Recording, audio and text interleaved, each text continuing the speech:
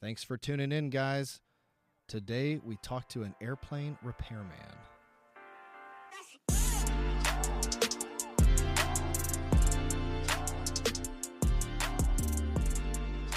All right, guys, thanks for tuning in. Today we've got a really cool guest, an airplane repairman, Quinn Webb. I've had the privilege of getting to know the past few years. He runs around with my son and some of his friends. Super cool dude, doing some super cool things in town, and wanted to get him on. Quinn, thanks for being here. I appreciate your time, brother. Yeah, thank you for having me on here, Mr. Rizal. Absolutely. Hey, so let's just jump right into it. Give me a little intro. Name, what are you doing, and how long have you been doing it for? Yeah, so like you said, I'm Quinn Webb. I'm 20 years old. Been doing this for a little over a year now. Um, and man, just really looking to grow into it more. Sure. Yeah. So how'd you hear about this? What's kind of your background? Yeah, so I heard about airplane mechanics through the GAP program at our church, Denton Bible Church. Okay. They introduced us to someone who is an airplane mechanic out of Southwest Airlines, and so she came in and was talking about it. And I kind of heard airplane mechanics, and I already love working with my hands. I was like, you know what, that's something you don't hear every day as an airplane mechanic. So they got me started on that path, and then got connected with the job that I'm at now through my mom and my uncle, since they previously worked there. And then, yeah, here I am a year later working Cool. there. So I initially said airplane mechanic, and you corrected and said right now where you're at in your path, you're just airplane repairman. Can you walk me through the progression? Because I know words matter. What's the difference between a repairman and a mechanic? Yeah, so airplane repairman is what I am right now, and that's just because I'm not certified in any field of working on an aircraft. Um, and basically, what this means is if I have any work done to an aircraft, I have to be supervised by a certified person in that field. To work on an airplane, you have to have um, either one or both of certifications, that being airframe certification and then a power plant certification. Um, Once you have those two certifications, you can work on an airplane pretty much without any worry about being uncertified. And so for me right now, I always have to make sure I have an airplane or power plant certified guy with me when I do any work, because what they'll do is when that work is done, they actually sign their name on that, saying that the work done to the airplane is uh, complied with all the instructions, everything like that. Sure. Um, and then there's really only one more step up from the airframe and power plant certification, and that's going to be I hope I'm going to say this correctly, and forgive me if I'm not, but I can't remember it. But it's called an IA certification. I want to say it's called I want to say like authorization or something like that. Okay. But they're like the top mechanic, and that's where if any major changes had to happen to the airplane, so let's say replacing a wing or replacing an engine, they're the only ones that can sign that off. Okay. Okay. And so that's pretty much like the highest mechanic rating for aircraft, at least out there. Okay. So from what I understand, we've got a somewhat large municipal airport here in town. That's where you're based out of. Are you spending Yes. most of your time on smaller Cessnas, single engine, or dual engine? What kind of airplanes are you mainly working on? Yeah, so I mainly work on propeller airplanes, and that a large deal of our fleet that we work at with the flight school is like Cessna single engines. We do have a couple of uh, twin prop airplanes, Okay. um, but honestly, those don't fly enough to say that I work on them all the time. So Okay. it is primarily more the single engine Cessnas. We have a couple of single engine Pipers. And then we have two actually pretty new single engine airplanes called Vashon Rangers, and they're more in the experimental phase right now, so they're probably not widely known as all the others. But Okay. Okay. So when you on your first day, you didn't have much experience. working on airplanes. Is that correct? Yeah, I'd say that's correct. Okay, so are you mechanically inclined? I guess what I'm getting at is, how do you jump into this? It's a lot of hands-on knowledge until you take some of the formal certifications. Yeah, that's pretty much straight on, and you kind of hinted at it too. Is just mechanically inclined. I feel like if you're mechanically inclined, you can jump into anything mechanics wise and hit the ground running. I love working with my hands, and I know before or going into it, since I knew I love working with my hands, and the boss who hired me knew that going into it. They basically threw me on, and um, I probably would say I have about the same knowledge as a certified mechanic. It's just it takes longer for me to get my certifications the route that I'm going through. So Okay, yeah. So tell me about that airframe and power plant certification. What kind of programs offer that, and then how long does it take to get those certifications? yeah, so typically you'll go through a college or some sort of classes. Some of the common ones that I know that are around here are Tarrant County College. You'll go through there, and then when you graduate from there, you'll be fully certified with I think like a bachelor's degree or something like that.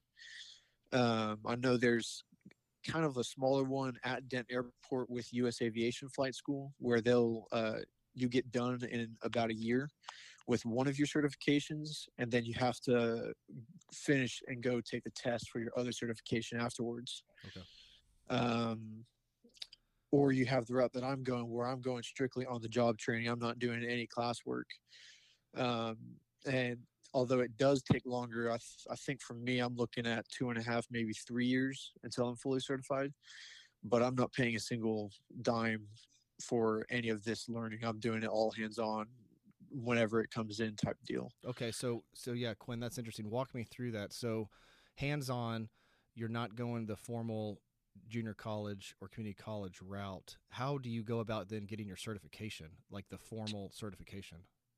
Yeah, so with with me, what I have to do is I got to get a mechanics logbook, and I have to fill that out every day with everything that I do to an airplane. Even if it's the smallest little thing of removing panels off of an airplane and then reinstalling them, something small like that. I still log it. I still log my time, and for each certification, since I'm doing on the job training, I have to have 18 months of experience before I can go test for one of these certifications. And when I go test for one of these certifications, I'd go to like Tarrant County or U.S. Aviation or something like that, somewhere where I can go to an actual school and test for these certifications. Then, if I pass, I get my certification and I move on to my next one. Okay. Um, Yeah, that seems and like so a pretty good deal. So, you're making money, you're not out of pocket, you're learning, yeah, and you're working towards getting your certifications. yep, that is exactly it right there. What walk me through kind of entry level salary or compensation. Uh, Maybe I don't know if you can speak to this as far as kind of the route of like the hands on route versus you go to Tarrant County College, you come out with a Mhm. bachelor's. What kind of money can someone expect to be making starting out doing what you're doing? Um, so yeah, so that's a good question. I don't know how it will work for all jobs, but I know for me when I first started off, I want to say I was making something around like $15 an hour, and that's no certification, no prior knowledge to airplanes, um, basic of basic dudes. Yes. At about my 6 month mark, um, just to kind of give a little insight. About that time, I did about plane airplane engine changes, a couple of propeller changes, tons of assistance with inspections, and so I gained a lot of knowledge. And I want to say I jumped somewhere up to like 1750 an hour. Okay. And then I want to say I'm not totally sure where from there, but I want to say once you get one certification, you're probably looking at 20 an hour, and then from there you're looking. I mean, each year, each 6 months, each certification, you're probably looking at getting something added on. Sure. Little bumps. Yeah, but I don't really know how to truly answer that question for everywhere. Yeah, that's interesting. So, As far as upward mobility or you're progressing, is the the normal kind of path is the goal to kind of get to like an airline? Is that where a lot of the security is, or do some guys just stick with small municipal airports and kind of do what you're doing?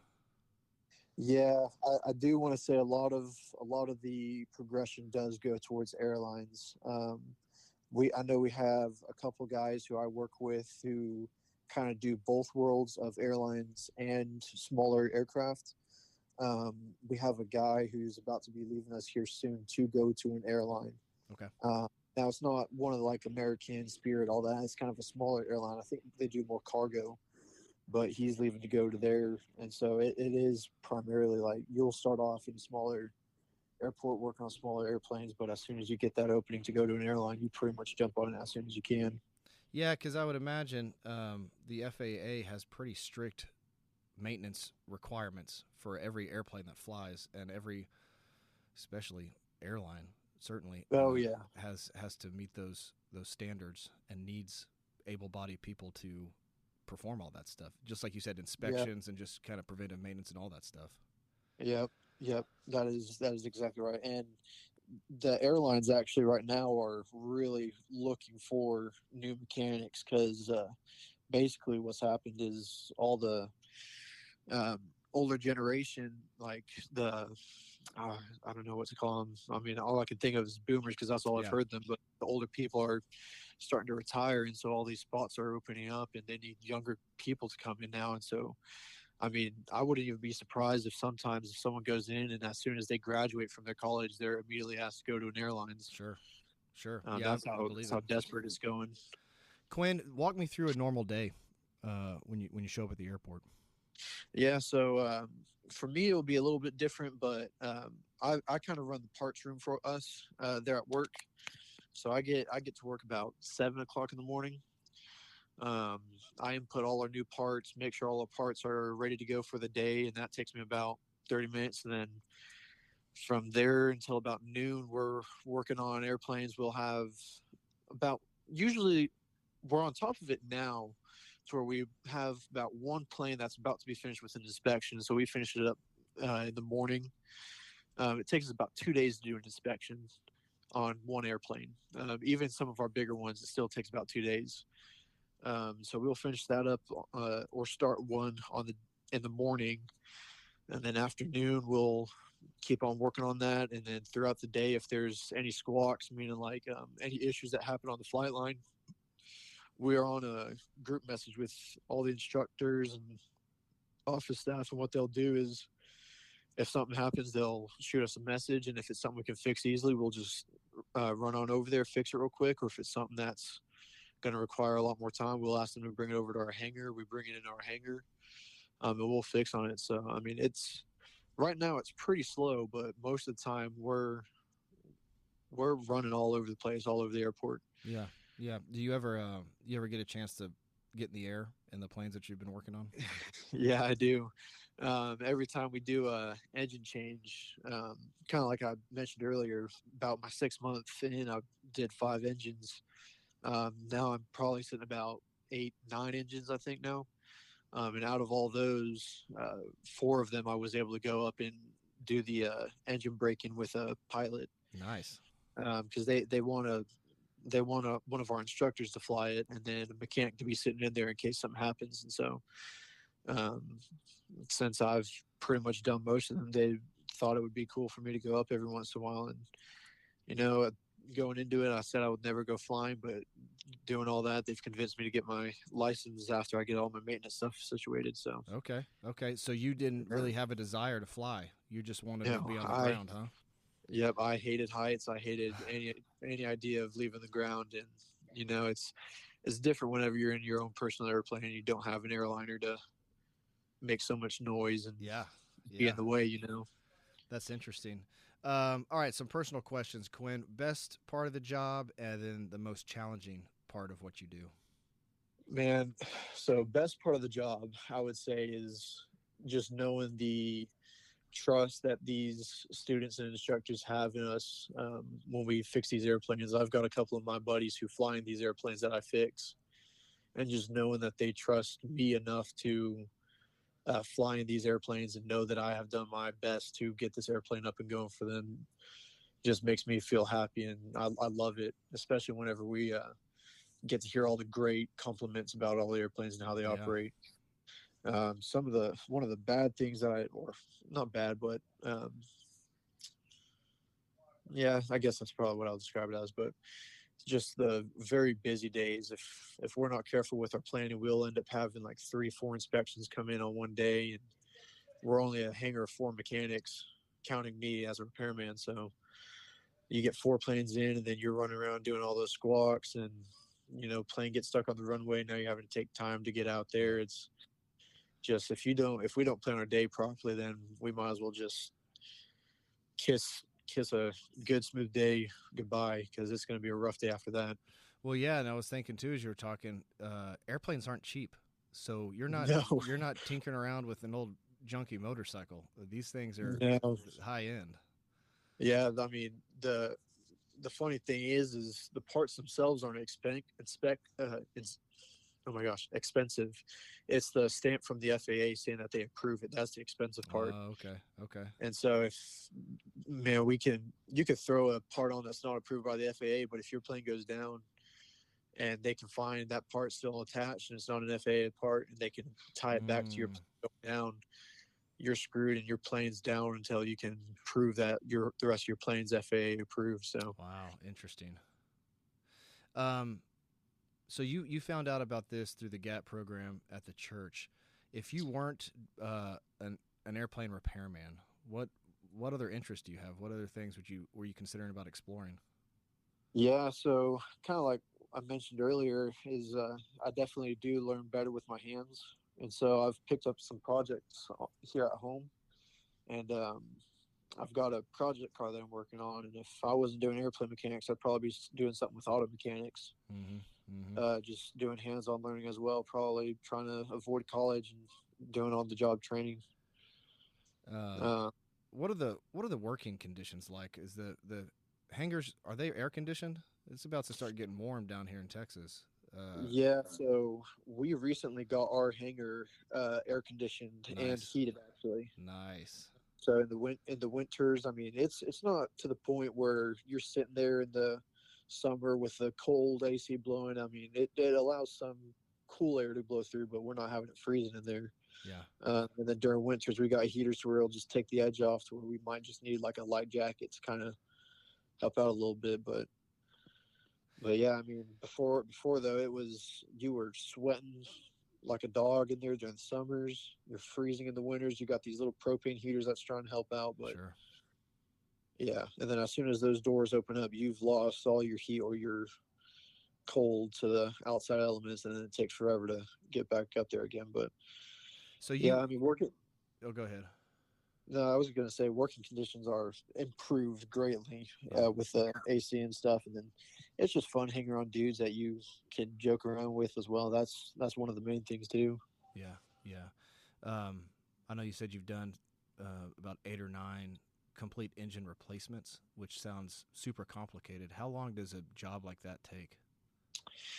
So if it's me by myself, with someone around to make sure everything's going smoothly and getting attached correctly, it could take me about 2 days if I have all the parts.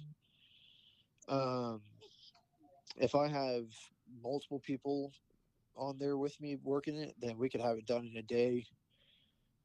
It's actually not too complex, actually, Okay, okay, because there's only 4 points that the engine's attached to the plane on. Other than that, it's just all the other components on top of the engine that you got to add on, and sure. that's the more time consuming, because you can have a new engine removed and installed in like 4 hours, but it's the taking off all your extra components like your ignition leads, your carburetor, everything like that. That's the part that takes the longest, Yeah, yeah, that makes sense. because each little component has its own torque, has its own way of being added on, um, has a certain um, alignment that you have to do. You name it, like those are the hard parts there. Yeah, yeah, no, that makes sense. Okay, so Quinn, if someone's listening to this and strikes a nerve, or they're interested and raises their eyebrow and says that this might be something I'm interested in pursuing, what would your recommendations be for the next step if someone is interested in learning about or getting into the profession? Where do they go from here? Um, Honestly, I would say try to do on the job training. Um, if you're looking for a cheap route, if you're not too worried about money, then what I'd do is probably do that U.S. aviation route or find something along those lines where it takes you a year just to get your one certification, and then all you got to do is just find a date to test for your next certification. Um, Once you get those, I mean, you could probably get hired anywhere. Um, So that airframe certification, that's a 2 semester or a 1 year program. Is that what you're yeah, saying? so I mean, it kind of depends. That U.S. aviation route where it takes a year, you're they they that class time gets you your one certification where you could test for it right away, and then you're ready to take your other certification test. You just have to schedule that day, Okay. if that makes sense. Yeah. Well, I was just curious. So the options then, jump into a 1 year program and pay the money and go there. But you said the way you're working it, you just need about 18 months experience on the job with your your checkoffs in your mechanic book. So Yeah, it's really, you're just adding 6 months on to the time frame in exchange for on the job training. You're getting paid, and you're learning about it. Is that kind of the trade off? yeah, and yeah. I mean, for that you're going through a year if you're going through that one college route to be prepared for both certifications. Okay. Okay. For the route that I'm going, it's 18 months per certification. Got it. So in total, it's like 2.5, 3 years. Yeah. I feel like But yeah, the way you're doing it, you're not overly committing yourself financially, because it could be you do this for 4 or 5 months on the job and realize, hey, this isn't for me, and you walk away with some life experience and oh some yeah, cash in your pocket, as yeah, opposed to debt and back to square one. You know? yeah. Now I do have to say, with my situation, doing this on the job training, when I say I'm blessed, I mean I'm blessed. My mom started working there, my uncle works there, and they kind of helped pressure our boss CEO to hire me on, and he kind of interviewed me, realized that I wasn't going to shy away, that this is what I was wanting to do. So if someone's going to try to go for that, I mean, I wouldn't hold out hopes that you find a place like that. But if you do, I mean, I'd Yeah. hold on to it, get as much as you can out of it. Yeah. No, that's great advice. So, um, what uh, what advice do you have? What life lessons have you learned from your profession? I know you're a salty 20 year old young man. You got any words of wisdom for me? Uh, I mean, I'd honestly say, like, for you and anyone else out there, um, if you have even the slightest idea of what you're wanting to do, pursue it. Worst that happens is you don't like it, and then that way you move on. Yeah. I'll say during my GAP program, it was me and 17 other people. I had so many of my buddies who, as soon as we graduated from there, they still had no idea what to do, and they were afraid to jump into something, Hmm. um, and get their feet wet, and then realize, oh, this isn't it. Instead, they waited for so long, and then I know now that some of them are getting jobs, but sometimes I don't feel like they're actually enjoying it too much, you know. Sure. Sure. So I'd say if you have any idea on what you want to do for life, jump into it. And if it's not the case, then, oh well, you figure that out and you can move on. So Well, you figured it out. You probably met some people and you've learned about yourself, which I think is oh yeah, important too. oh yeah. So Quinn, we're wrapping up. I'm always trying to learn, and read and listen to stuff. Any books you're listening to or reading that I should know about that are pretty good? Um, Man, I'm not much of a reader anymore. I used to be. Um, but a book that might help someone get interested into learning airplanes, or sparking the idea, is there's a book series called 1 Second After. Brief rundown, real quick. It's a EMP explodes over the United States, and now we're back to square one of life. Oh, okay, Um, and they interesting. find this older fellow who knows how to work on airplanes, and they are able to restore some, like, World War II aircraft into a plane again. And now they're basically thriving again. And so that right there was like, I want to learn something to where I can do something like that happens, or even something way smaller scale like that happens. I can be that person that can step up and help out, So that's a good book if someone wants to even learn about survival stuff. It's a series too. Yeah, so there's 3 books, 1 second after, 1 month after, and then 1 year after. Huh, that's interesting. Yeah, it reminds me of I read a book a couple years ago. Stephen King wrote The Stand. It's kind of an older Yeah. book. Yes. You read it? Stephen Yeah, King. it's real kind of similar to the apocalypse. And what struck Yeah. me is yeah, same kind of thing. They're in Boulder, Colorado, and there's some old timers that are able to get the power plant back up and running. And Yeah. and thinking, man, I that's cool. You know, like Yeah. what a great skill to have in case a pandemic happens and everybody starts dying and you need to have Yeah. power. Yeah, it's I fun. mean, I've heard people saying after they read that book that even you look at it now, most jobs are now white collar. They're not blue collar anymore, and Sure. all those blue collar jobs are starting to fade, and all the experience. And so from that point forward, I was like, I'm doing a blue collar job. I'll be that person that they rely on. Man, that's a solid calling right there. Good for you.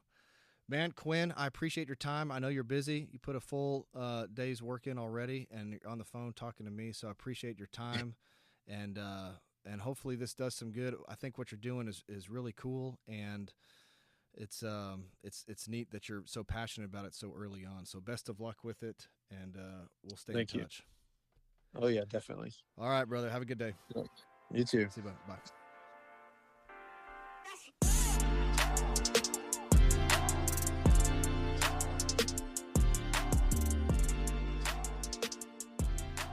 We're always on the hunt for guests who are passionate about what they do and want to talk about it. So if you think you'd be interested in coming on, or if you're curious about a profession and want to know more about it, hit us up. We'll do our best to accommodate. Our email is info@myjobpodcast.com. We look forward to connecting with you. Have a great day.